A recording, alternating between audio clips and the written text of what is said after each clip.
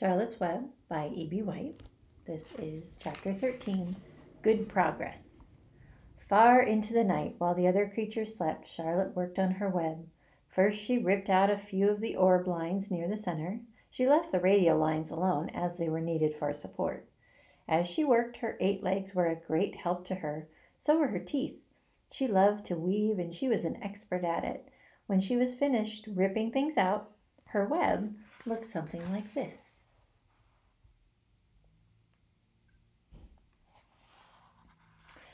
A spider can produce several kinds of thread. She uses a dry, tough thread for foundation lines, and she uses a sticky thread for snare lines, the ones that catch and hold insects.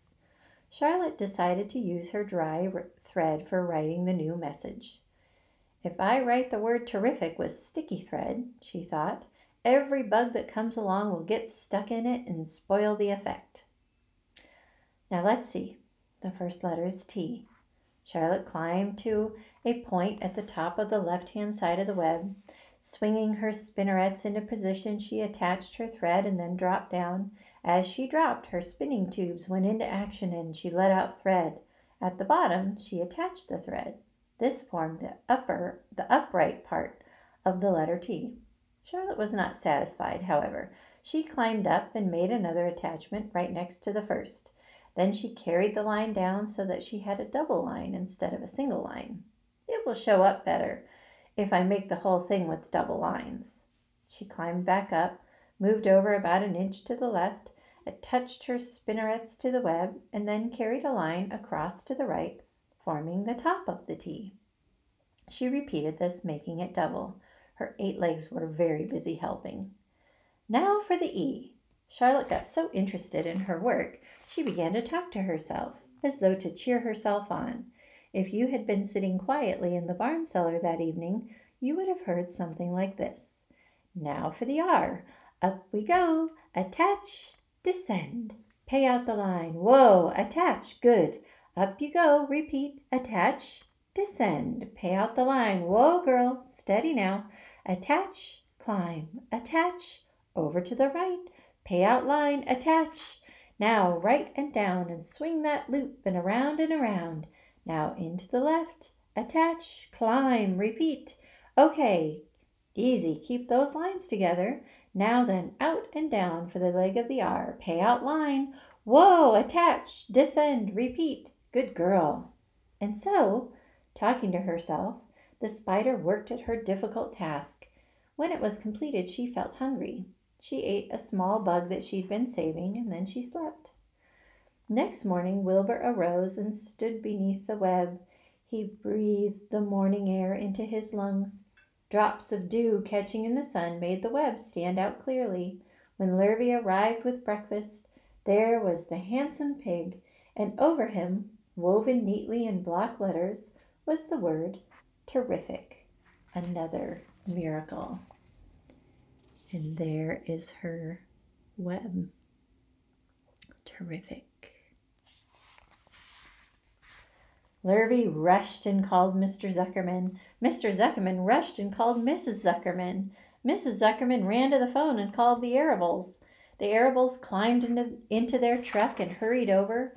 Everybody stood at the pig pen and stared at the web and read the word over and over, while Wilbur, who really felt terrific, stood quietly, swelling out his chest and swinging his snout from side to side. Terrific, breathed Zuckerman in joyful admiration. Edith, you better phone the reporter on the Weekly Chronicle and tell him what has happened. He will want to know about this. He may want to bring a photographer. There isn't a pig in the whole state that is as terrific as our pig. The news spread. People who had journeyed to see Wilbur when he was some pig came back again to see him now that he was terrific. That afternoon, when Mr. Zuckerman went to milk the cows and clean out the tie-ups, he was still thinking about what a wondrous pig he owned. Lurvy, he called, there is to be no more cow manure thrown down into that pig pen. I have a terrific pig. I want that pig to have clean, bright straw every day for his bedding. Understand? Yes, sir, said Lurvy. Furthermore, said Mr. Zuckerman, I want you to start building a crate for Wilbur. I have decided to take the pig to the county fair on September 6th. Make the crate large and paint it green with gold letters." "What will the letters say?" asked Lurvy.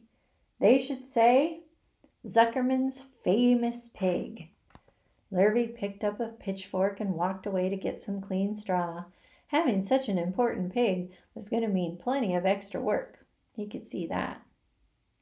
Below the apple orchard, at the end of a path, was the dump where Mr. Zuckerman threw all sorts of trash and stuff that nobody wanted anymore. Here, in a small clearing hidden by young alders and wild raspberry bushes, was an astonishing pile of old bottles and empty tin cans and dirty rags and bits of metal and broken bottles and broken hinges and broken springs and dead batteries and last month's magazines, old discarded dish mops and tattered overalls and rusty spikes and leaky pails and forgotten stoppers and useless junk of all kinds, including a wrong-size crank for a broken ice cream freezer. Templeton knew the dump and liked it. There were good hiding places there, excellent cover for a rat, and there was usually a tin can with food still clinging to the inside. Templeton was down there now, rummaging around. When he returned to the barn, he carried in his mouth an advertisement he had torn from a crumpled magazine. "How's this?" he asked, showing the ad to Charlotte.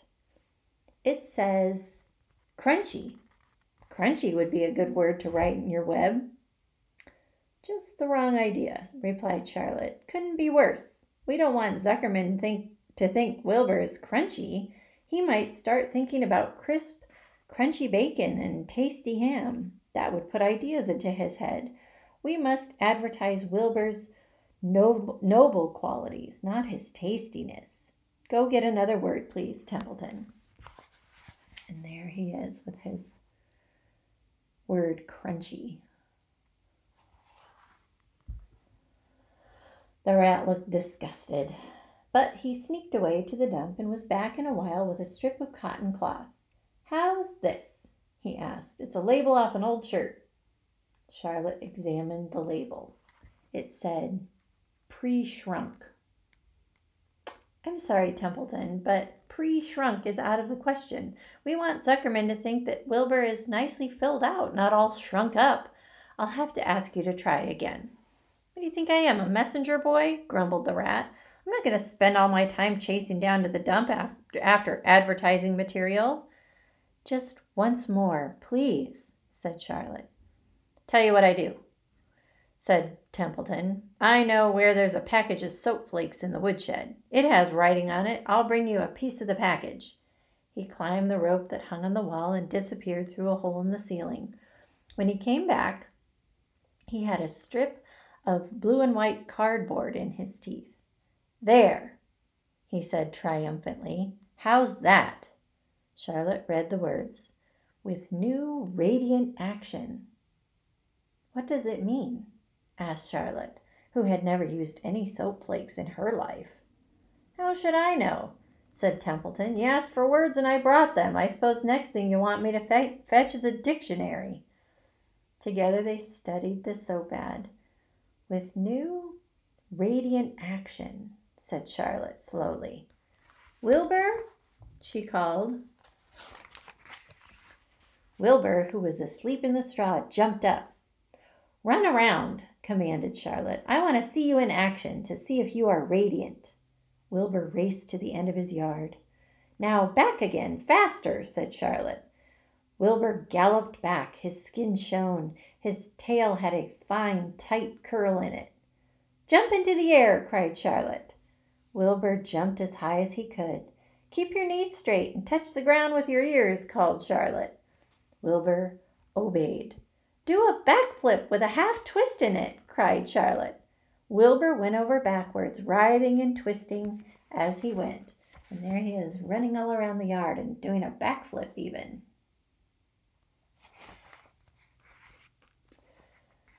"Okay, Wilbur," said Charlotte, "you can go back to sleep."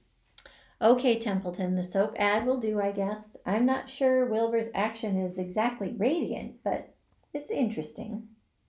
Actually, said Wilbur, I feel radiant. Do you? Said Charlotte, looking at him with affection. Well, you're a good little pig, and radiant you shall be. I'm in this thing pretty deep now, and might as well go the limit.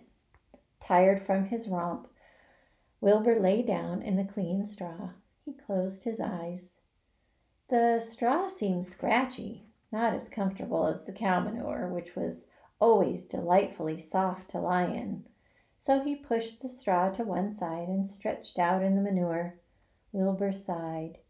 It had been a busy day, his first day of being terrific. Dozens of people had visited his yard during the afternoon. He had had to stand and pose, looking as terrific as he could. Now he was tired. Fern had arrived and seated herself quietly on her stool in the corner. Tell me a story, Charlotte, said Wilbur, as he lay waiting for sleep to come. Tell me a story. So Charlotte, although she too was tired, did what Wilbur wanted. Once upon a time, she began, I had a beautiful cousin who managed to build her web across a small stream. One day a tiny fish leaped into the air and got tangled in the web. My cousin was very much surprised, of course. The fish was thrashing wildly. My cousin hardly dared tackle it, but she did. She swooped down and threw great masses of wrapping material around the fish and fought bravely to capture it. Did she succeed? Asked Wilbur. It was a never-to-be-forgotten battle, said Charlotte.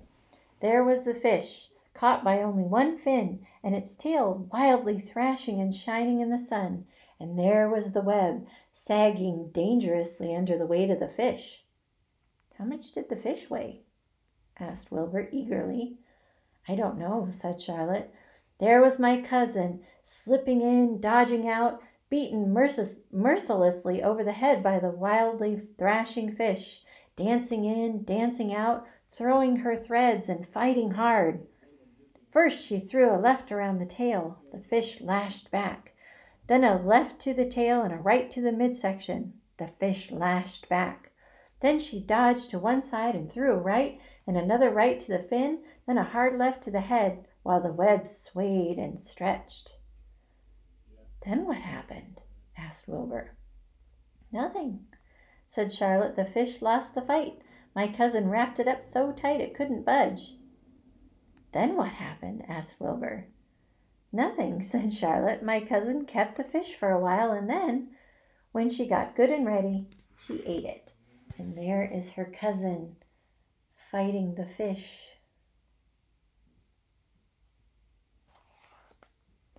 Tell me another story, begged Wilbur.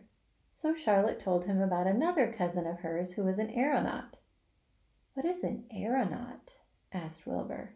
A balloonist, said Charlotte. My cousin used to stand on her head and let out enough thread to form a balloon. Then she'd let go and be lifted into the air and carried upward on the warm wind.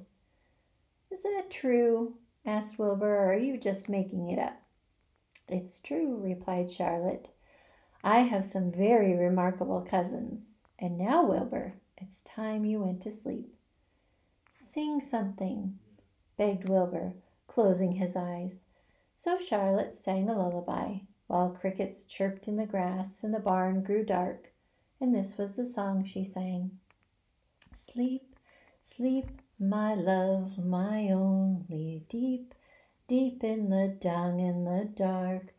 Be not afraid and be not lonely. This is the hour when frogs and thrushes praise the world from the woods and the rushes. Rest from care, my one and only, deep in the dung and the dark. But Wilbur was already asleep. When the song ended, Fern got up and went home.